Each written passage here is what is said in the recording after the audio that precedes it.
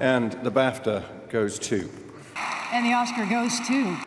Sam Rockwell, 3 Billboards Outside Ebbing, Missouri. Sam Rockwell, 3 Billboards Outside Ebbing, Missouri. Frances McDormand, 3 Billboards Outside Ebbing, Missouri. Frances McDormand, 3 Billboards Outside Ebbing, Missouri. 3 Billboards Outside Ebbing, Missouri.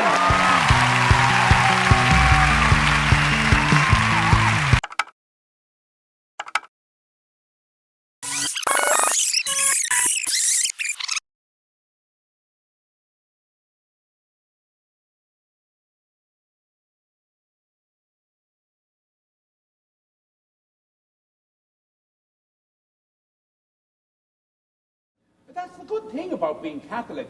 You can shoot your dad in the head and it doesn't even matter at all. Well, it matters a little bit. Playwright Martin McDonagh is here. In the last 5 years, he has emerged as one of Britain's most acclaimed playwrights. 2 years ago, he matched Shakespeare's record when 4 of his plays ran concurrently on London's West End. Last season, his first Broadway play, The Beauty Queen of Leenane, was nominated for 6 Tony Awards, including Best Play. I always preferred films, and even though I could never do them, I preferred novels and short stories. So the last thing. This is the last thing I wanted to do. I always wanted to make at least one good film, or one great film, you know, to attempt to. And now I feel like I'm in a position where, you know, people will talk to me about trying to do that. 6-shooter Martin McDonagh. This is the first Academy Award nomination for Martin McDonagh. You only make a short film usually to see if you can do it well, or to try and get something else done in lots of ways. You don't ever think about the Oscars. Even now it seems just weird, but good weird. I think the film company at this time of year thinks about that kind of stuff do, more than we do. For sure, more than we do. We shipped off to Southern Ireland, found a train, which is a really stupid idea to set a movie on a train, but we did, and there's no going back after we were over there. Is it an easy answer as to why everything you seem to write is about rural Ireland? I felt the plays I was writing in London were just too close to home, and if you're writing something that's too true, or you feel is not too true, but too based upon your own life or what's happening around you, the possibilities for story and where a story can go can be lost. So displacing it just a little bit to a place I did know somewhat, and I've gotten to know a lot more in the last few years, it just helped let stories evolve and let the characters go to a place that they wouldn't have done if I'd kept them in London.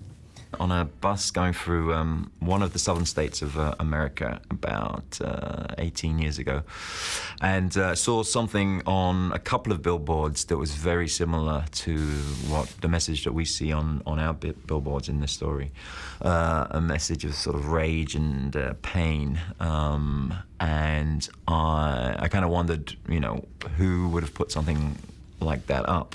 And once I got the idea that the person who put those billboards up was a mother, and a very determined, strong and unusual one, everything kind of started to fall into place.